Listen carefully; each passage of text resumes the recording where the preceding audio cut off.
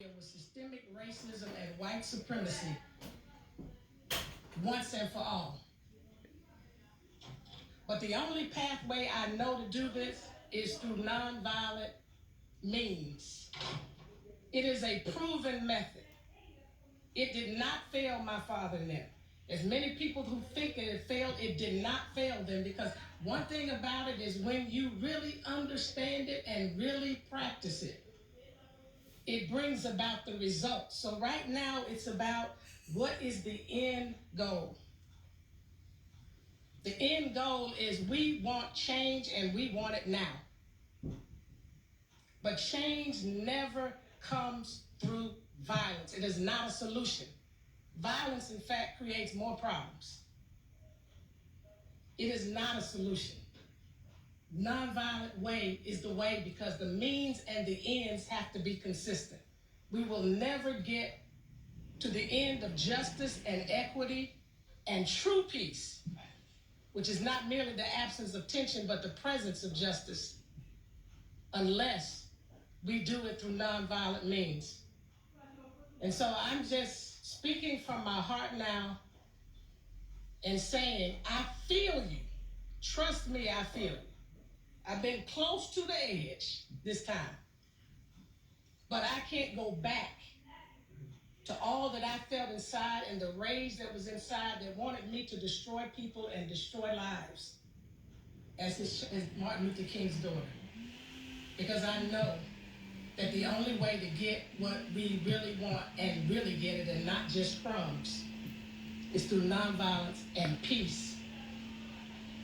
And so please, let's stay focused in that way. And remember, everybody is not on the same page. There are people who would try to incite a race war in this country. Let's not fall into their hands and into their trap. There's another way.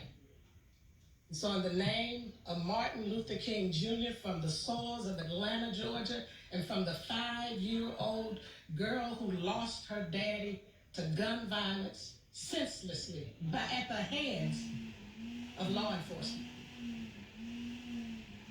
Let's do this the peaceful and nonviolent way to deal with the evils and the conditions of our time.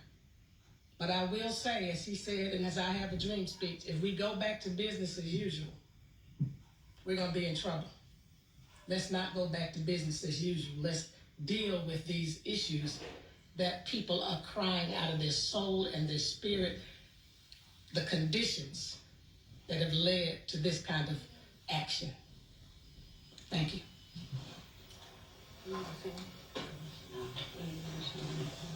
We've been joined also by Derek Bozeman. Thank you. And we're going to keep it brief because we got to get Chief Shields back into our command center, and I want to give you all a chance to ask questions.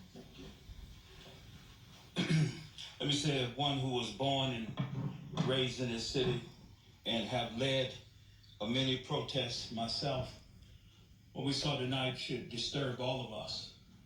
The beauty of this city that's called Atlanta is we always had the Atlanta way of doing things.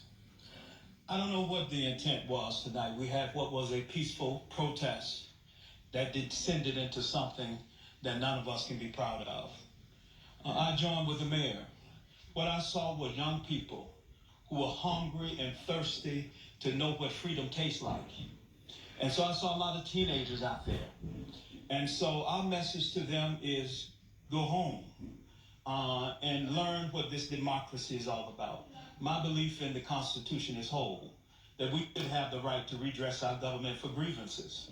But the good thing about this leadership in Atlanta, even when we disagree, they're willing to listen.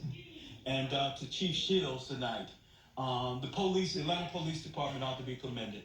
They showed an extraordinary amount of restraint. But let's be very real here. Some of the people who were down there tonight did not come for Brother Floyd. They did not come for Ahmaud Arbery. They came there with the intent to be destructive. They came there with an agenda to create havoc.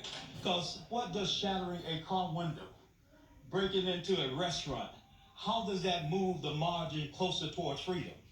And so we say to these young people, learn from the best of who we are in Atlanta, a city too busy to hate. We have to pause sometime to remind ourselves of that. But what we saw tonight was destruction, and it was for destruction purposes. It had no real intent, no real intention other than to be what we saw and what we experienced. And so clearly, Atlanta history has always been, she will take time and pause. If you're trying to be heard, then we want to hear what you have to say. And that has been the way we've done it in Atlanta. But what we saw down here in the last hour or two has nothing to do with those brothers who are crying out from the grave for freedom. It had everything to do with people who really don't care about this city and don't care about real freedom and real justice. Thank you. I just have a quick question. This is actually for both the mayor and Chief Shields. So it's apparent that you guys, when it comes to the police department, have been on one accord and have allowed the protesters to let their voice be heard. But at this point now that it's getting outrageous, we just got reports that they're shooting officers with BB guns. You know, when do you guys draw the line and say enough is enough? You know, we're going to switch our angle. It's enough. It's enough. That's why you need to go home. If you're trying to effectuate change, go home. It's enough. All right, anything else? Yeah, you know that there are a lot of people who find there to be virtue in peaceful protest, and there are probably still a lot of them out there as well. What do you say to those folks while at the same time telling everybody to go? If you care about a peaceful protest, you're not in the middle of one anymore. So if you want a peaceful protest, go home. Organize and come back on a peaceful day. This is not a peaceful night.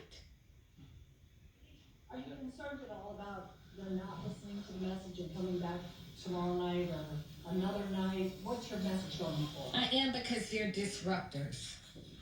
We are all angry. This hurts. This hurts everybody in this room. But what are you changing by tearing up a city? You've lost all credibility now. This is not how we changed America. This is not how we changed the world with the leadership of Dr. Martin Luther King Jr. With the leadership and alongside real community activists.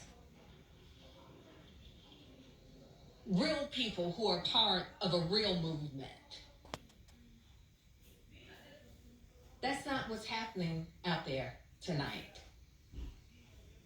We have at-promise centers going up across this city where our police recruits go in once a week and volunteer with the kids in the community so that their first encounter with them is not when they're chasing them down the street. Their first encounter is when they're talking to them about their life and telling them how things can be better for them. We do things differently in this city, and we always have. That's why whatever is happening on our streets tonight, that's not Atlanta. You just go back to wherever you came from, because you are disgracing this city. That's not who and what Atlanta is. All right, thank you. You have been watching a very emotional and tearful plea from the mayor of Atlanta, Mayor Keisha Lance Bottom, really advocating for those who are, if you have a loved one who is in this area or that is part of this protest, which initially started out peaceful but has turned with some very violent pockets at times. She wants you to tell your loved one, go home. That, in fact, her exact words is, this is not a protest. This is not in the spirit of Martin Luther King Jr. This is chaos, and a protest has purpose. She says this simply, what you're seeing on TV is not reflective of Atlanta. African-American mayors, African-American police chiefs. Again, she stressed, if you care about this city, then go home. And Sean, correct me if I'm wrong, she sounded less like a politician and more like a mom. Yes. And she was giving very clear instructions to those who are out on the street. Now the question is, did they hear her? Well, that's why we are encouraging, if you have a loved one and you know that your loved one or your friend is at this protest, and they may have absolute great intentions, because the mayor said in her own words that she knows that there were people that had intended to go to this protest and to peacefully protest injustice. But she made it clear it's no longer a peaceful protest. So if you have a loved one, if you have someone, a friend, a cousin, a brother, an uncle, a loved one, call them and tell them to go home. We heard from Bernice King talking about her father invoking his name. In the name of Martin Luther King Jr., she said, from the soils of Georgia, let's do this the peaceful and nonviolent way to deal with the evils of our time. We also heard from Killer Mike, who spoke very, very eloquently. And I'm getting a lot of emails from viewers asking us to post the entirety of his speech on our website.